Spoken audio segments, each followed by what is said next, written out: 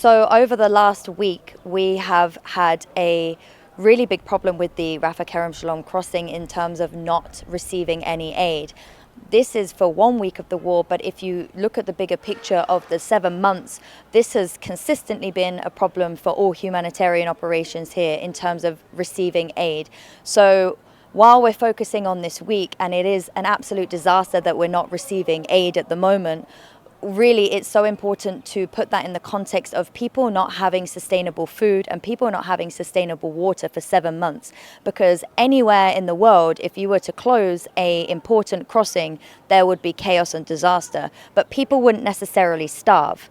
The problem that we are facing here in Gaza is that for 7 months, people have not had the needs met.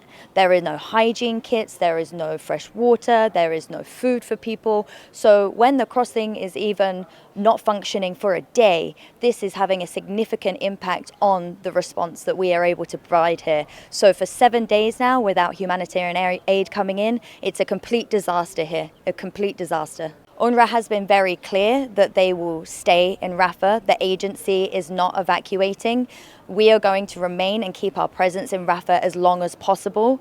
It's very clear that this evacuation order has expanded. There were already more orders, not only in Rafah, but also in the north. It's very important to bring attention to the fact that it's not only Rafah that people are being forcibly displaced from, also in Jabalia. This has happened before. So in the north and in the south now of the Gaza Strip, there are people being forcibly displaced again. But UNRWA's message in Rafah is we are staying, and we are staying as long as possible. Now to stay, we need aid. We are very close to the border crossing here in the Rafah Kerem Shalom crossing. We need aid to come through there so that we can continue to do our jobs.